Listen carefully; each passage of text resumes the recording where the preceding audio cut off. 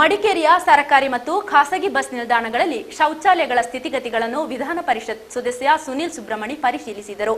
ಸರ್ಕಾರಿ ಬಸ್ ನಿಲ್ದಾಣದಲ್ಲಿ ಮೋಟಾರ್ ಕೆಟ್ಟು ಹೋಗಿರುವುದರಿಂದ ಕಳೆದ 1 ವಾರದಿಂದ ನೀರಿನ ಸೌಲಭ್ಯವಿಲ್ಲ.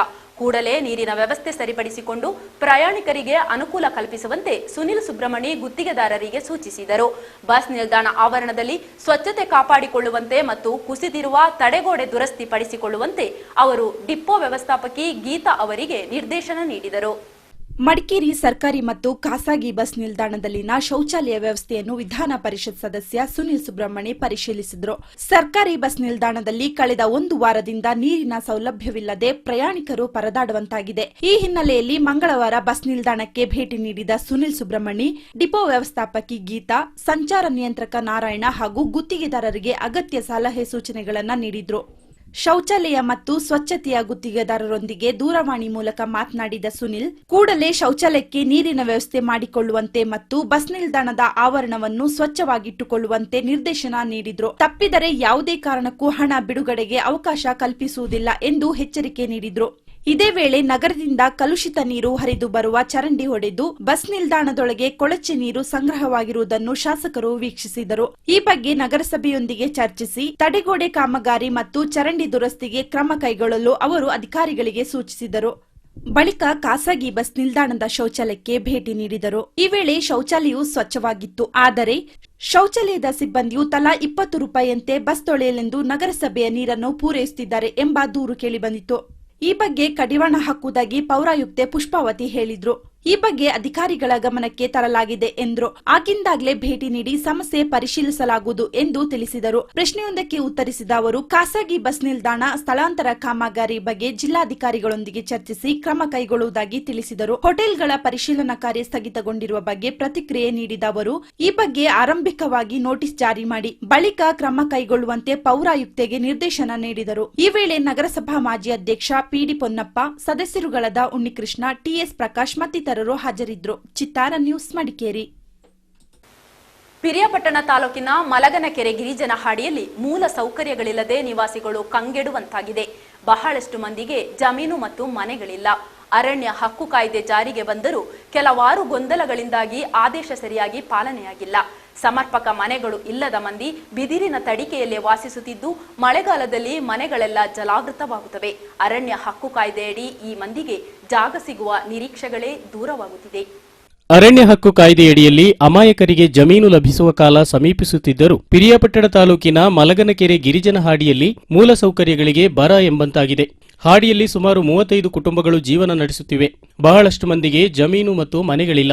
ಹೋರಾಟದ ಫಲವಾಗಿ 2006-7ನೇ ಸಾಲಿನಲ್ಲಿ ಅರಣ್ಯ ಆದಿವಾಸಿ ಹಕ್ಕು ಕಾಯ್ದೆ ಜಾರಿಗೆ ಬಂತು. ಆದರೆ ಗಿರಿಜನರು ಹಾಗೂ ಅರಣ್ಯ ಇಲಾಖೆ ನಡುವಿನ ಹೊಂದಾಣಿಕೆಯ ಕೊರತೆ ಮತ್ತು ಗೊಂದಲಗಳಿಂದಾಗಿ ಆದೇಶ ಸರಿಯಾದ ರೀತಿಯಲ್ಲಿ ಪಾಲನೆಯಾಗಿಲ್ಲ. ಗಿರಿಜನರಿಗೆ ಜಮೀನಿಲ್ಲ. ಕೂಲಿಯನ್ನೇ ಅವಲಂಬಿಸಿ ಜೀವನ ಸಾಗಿಸುತ್ತಿದ್ದಾರೆ. ಸಮರ್ಪಕ ಮನೆಗಳೂ ಇಲ್ಲದ ಮಂದಿ ಬಿದಿರಿನ ತಡಿಕೆಯಲ್ಲೇ ವಾಸಿಸುತ್ತಿದ್ದು ಮಳೆಗಾಲದಲ್ಲಿ ಮನೆಗಳೆಲ್ಲ ಜಲಾವೃತವಾಗುತ್ತವೆ. ಮಕ್ಕಳನ್ನು ಶಾಲೆಗೆ ಕಳುಹಿಸಲು ಕೂಡ ಸಾಧ್ಯವಾಗುತ್ತಿಲ್ಲ. ಸರ್ಕಾರ ಕೊಡುವ 3 ಕೆಜಿ ಅಕ್ಕಿ ಕೂಡ ಜೀವನ ನಿರ್ವಹಣೆಗೆ ಸಾಲುತ್ತಿಲ್ಲ ಎಂಬುದು ಗಿರಿಜನರ ಅಳಲು. ನಮಗೆ ಇಲ್ಲಿ ಒಂದು 29 ಕುಟುಂಬ ಇದ್ದೇವೆ. ನಮಗೆ ಎಲ್ರಿಗೂ ಮನೆ ಆಗ್ಬೇಕು, ಕುಡಿಯೋ ನೀರ್ ಆಗ್ಬೇಕು. ನಾವು ಒಂದು ಕೂಲಿಗೆ ಹೋದ್ರು ದೂರ, ಟ್ರಂಚ್ ದಾಟಿ ಹೋಗಕ್ ಬಾರಿ ಹಿಂಸೆ. ಕೂಲಿಗೆ ಹೋದ್ರೆ 150 ರೂಪಾಯಿ ಸಂಬಳ ಕೊಡ್ತಾರೆ. 150 ರೂಪಾಯಿ ತಗೊಬಂದ ಮಕ್ಕಳ ಜೀವನ ಅದ್ರಲ್ಲೇ ಸಾಗಿಸ್ಬೇಕು. ಮತ್ತೆ ಅಕ್ಕಿ, ರಾಗಿ ಸೊಸೈಟಿಲಿ ಅಕ್ಕಿ ಕೊಡ್ತಾರೆ. 1 ಜನಕ್ಕೆ 3 ಕೆಜಿ ಅಕ್ಕಿ, ಒಂದು ಆಳೆಗೆ 2 ಆಳೆ ಇರೋರಿಗೆ 6 ಕೆಜಿ ಅಕ್ಕಿ. 6 ಕೆಜಿ ಅಕ್ಕಿ ನಮಗೆ ತಿಂಗಳ ಗಂಟ ತಿನ್ನಕಾಯ್ತದ, ಆಗಕ್ಕಿಲ್ಲ. 150 ರೂಪಾಯಿ ಸಂಬಳದಲ್ಲಿ ನಮಗೆ ಬಾರಿ ಹಿಂಸೆ ಆಯ್ತದೆ ಸರ್. ನಮಗೆ ಸರ್ಕಾರದಿಂದ ಗಿರಿಜನರಿಗೆಂದು ಅನೇಕ ಸೌಲಭ್ಯಗಳಿದ್ದರೂ ಅದು ಹಾಡಿಗೆ ತಲುಪುತ್ತಿಲ್ಲ. ವಿದ್ಯುತ್ ಸಂಪರ್ಕವೂ ಇಲ್ಲದೆ ರಾತ್ರಿ ಕಾಡು ಪ್ರಾಣಿಗಳ ಭಯದಲ್ಲೇ ಜೀವನ ಕಳೆಯಬೇಕು. ಇನ್ನು ಕುಡಿಯುವ ನೀರಿನ ಸಮಸ್ಯೆಯಂತೂ ವಿಪರೀತ. ನಮಗೆ ಸೌಲಭ್ಯ ಕರೆಂಟ್ ಇಲ್ಲ, ಸೋಲಾರ್ ಇಲ್ಲ, ರೌಂಡ್ ಟ್ರಂಚ್ ಆಗಬೇಕು, ಯಾವುದು ಮಾಡಿಲ್ಲ. ತಿರ್ಗಾಡಕ್ಕೆ ಸ್ವಲ್ಪ ಕಷ್ಟನೇ, ಹೊಟ್ಟೆ ಜೀವನ ಸಾಕ್ತಕ್ಕೆ ಸ್ವಲ್ಪ ಕಷ್ಟನೇ ಸರ್. ಇಲ್ಲಿ ಯಾವ್ದು ಮಾಡಿ ಕೊಡೋದಿಲ್ಲ. ಬರ್ಬರೋದ್ನೆಲ್ಲ ಅವರೇ ಎಲ್ಲೆಲ್ಲೇ ಮುಚ್ಚಿ ಹಾಕ್ತಾರೆ ಸರ್. ಇಲ್ಲಿ ಬಡವರಿಗೆ ಏನ್ ಮಾಡ್ಯಾರ? ನಾವು ಕೂಲಿ ಮಾಡ್ಬೇಕು, ತಿನ್ಬೇಕು. ಅವಪ್ಪ ಸ್ಕೂಲಿಗೆ ಸೇರ್ಸೋಣ ಅಂದ್ರೆ ದುಡ್ಡು ಸಾಲೋದಿಲ್ಲ ಸರ್. ತರದ್ 150 ರೂಪಾಯಿ ಸಂಬಳ. ನಾವೆಲ್ಲಂತ ಸರ್ ಜೀವನ ಮಾಡೋದು. ಸಮಸ್ಯೆ ಒಂದು ರೋಡ್ ಆಗ್ಬೇಕು ಸರ್. ಮತ್ತೆ ಒಂದು ಮನೆ ಆಗ್ಬೇಕು, ಮನೆ ಎಲ್ರಿಗೂ ರೋಡ್ ಆಗ್ಬೇಕು, ಒಂದು ಗಾರ್ಮೆಂಟ್ ಸ್ಕೂಲ್ ಮಕ್ಕಳ ಸೇರಿಸ್ತಾರೆ, ಎಷ್ಟೋ ಜನ ಸೇರ್ಸರು, ಒಂದು ಗಾರ್ಮೆಂಟ್ ಬಸ್ ಬೇಕು ಮಕ್ಕಳಿಗಾಗಿ ಸರ್, ನಮಗಾಗಿ ಅಲ್ಲ.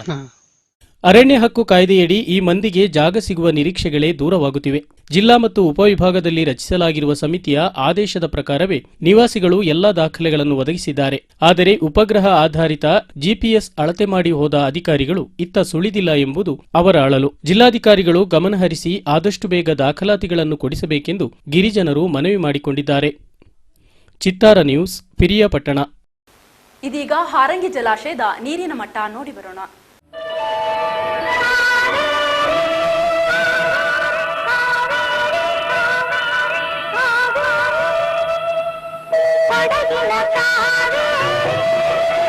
ಕಾವೇರಿ ನೀ ಬೆಡಗಿನ ಬೈಯಾರಿ, ಕಾವೇರಿ ನೀ ಒಲವಿನ ಸಿಂಗಾರಿ. ಕೊನೆಯಲ್ಲಿ ಮತ್ತೊಮ್ಮೆ ಹೆಡ್ಲೈನ್ಸ್. ಬಾಂಗ್ಲಾ ವಲಸಿಗರಿಂದ ದೇಶಕ್ಕೆ ಭಾರೀ ಗಂಡಾಂತರ, ಜಾತ್ಯತೀತತೆ ಹೆಸರಿನಲ್ಲಿ ರಾಜಕಾರಣಿಗಳಿಂದ ಬಿರುಕು, ನೈಜ ಸ್ವಾತಂತ್ರ್ಯದ ಚರಿತ್ರೆಗೆ ಮಸಿ, ಜಗದೀಶ್ ಕಾರಂತ್ ಕಿಡಿ.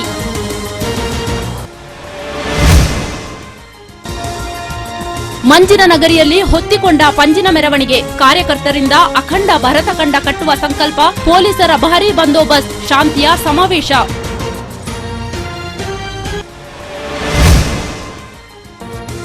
ಸೆಪ್ಟೆಂಬರ್ 2ರಂದು ಅಖಿಲ ಭಾರತ ಮುಷ್ಕರಕ್ಕೆ ಕರೆ, ಕಾರ್ಮಿಕ ಸಂಘಟನೆಗಳಿಂದ ಬೇಡಿಕೆ ಈಡೇರಿಕೆಗೆ ಒತ್ತಾಯ, ಸಿಪಿಐಎಂ ನೇತೃತ್ವದಲ್ಲಿ ಡಿಸಿ ಕಚೇರಿ ಎದುರು ಪ್ರತಿಭಟನೆ.